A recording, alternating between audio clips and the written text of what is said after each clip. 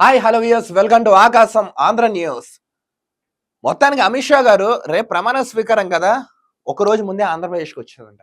అసలు ఎందుకు వచ్చారు, ఏంటి, ఏం జరుగుతుంది, స్కిప్ చేయకుండా వీడియోని చూడండి, చివరి వరకు చెప్తాను. అమిత్ షా గారు ఈరోజు రాత్రి 9:30కి గన్నవరం విమానాశ్రయానికి చేరుకోబోతున్నారు. ఆ తర్వాత అక్కడి నుంచి నేరుగా ఉండవల్లి చంద్రబాబు నాయుడు గారి నివాసానికి వెళ్ళి కలిసి అక్కడ భవిష్యత్ కార్యాచరణ ఎలా ఉంటుంది, ఏం చేయాలని దాని గురించి చర్చ అయితే జరగబోతుందంట. సో రేపు ప్రమాణ స్వీకారం అంటే ఉదయం 11:27 నారా చంద్రబాబు నాయుడు గారు ఆంధ్ర రాష్ట్రం 3వ ముఖ్యమంత్రిగా ప్రమాణ స్వీకారం చేస్తున్నారు కదా. ఆ కార్యక్రమానికి భారత ప్రధాని నరేంద్ర మోడీ గారు, అమిత్ షా గారు, కొన్ని చాలా మంది రేపు వస్తున్నారు. వీళ్ళందరూ రేపు వస్తే అమిత్ షా గారు ఎందుకు వచ్చారు ముందుగా అంటే ఆంధ్ర రాష్ట్రం మీద బాగా ఫోకస్ పెట్టారు. సో ఇప్పుడు ఇక్కడ ఎవరైతే కేంద్ర మంత్రులుగా పదవులు పొందారో వర్మ గారు కానీ, పెమ్మసాని చంద్రశేఖర్ గాని, రామ్మోహన్ నాయుడు గాని, వీళ్ళందరితో కూర్చొని సమావేశం కాబోతుంటారు. రేపు వచ్చే పార్లమెంట్ ఎన్నికల్లో స్పీకర్ పదవి ఎవరికి ఇవ్వాలి, అటు జేడీఏ వాళ్ళు మాకు కావాలని వాళ్ళు అంటున్నారు, టీడీపీ వాళ్ళు మాకు కావాలని వాళ్ళు అంటున్నారు. సో ఇప్పుడు దీని గురించి ఒక చర్చ అయితే ఈ రోజు జరగబోతుందంట. సో అమిత్ షా గారు ఇటు వస్తారు.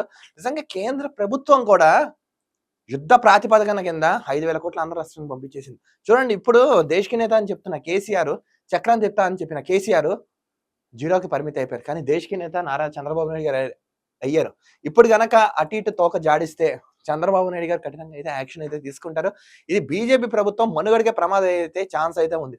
మొత్తానికి ఏంటంటే అమిత్ షా గారు ఈరోజు మొత్తానికి 1 డే బిఫోర్ ఆంధ్ర రాష్ట్రానికి వచ్చి ఇప్పుడు జరగబోతున్నారు. రేపొద్దున ఉదయం ఇంకా చాలా మంది, ఇప్పుడు చిరంజీవి గారు వస్తారంట, పవన్ కళ్యాణ్, అందరు ఇంకా ఆల్మోస్ట్ సినీ రాజకీయ వ్యాపారవేత్తలు అందరూ రేపు ప్రమాణ స్వీకారం కార్యక్రమానికి వచ్చి ఆ కార్యక్రమాన్ని ఎంతో విజయవంతం చేయాలని చూస్తాం. ముందుగా అమిత్ షా గారు వచ్చి అన్ని ఏర్పాట్లు చేస్తున్నారంటే అసలు ఆంధ్ర రాష్ట్రం ఎందుకు వెనుకబడింది, ఎంత తప్పైంది, ఎవరు చేశారు, ఏమైంది, అవినీతి మొత్తం డీటెయిల్ గా ఈరోజు డిస్కస్ చేయబోతున్నారంటే జగన్మోహన్ రెడ్డికి ఉంటున్నట్టు ప్రమాణ స్వీకారం అయిపోయింది.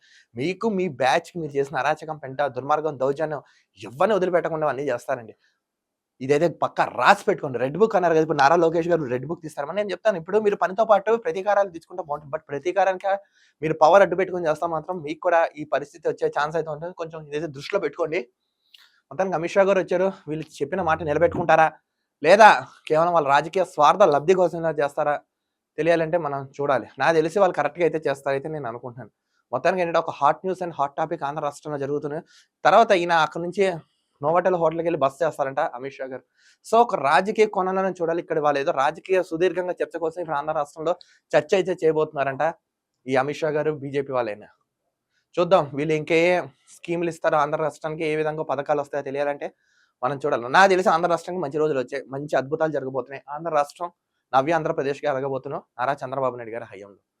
మరో వీడియో తగలుద్దాం. అంతవరకు చూస్తున్నాండి ఆకాశం Andhra news. This is Dilip signing off.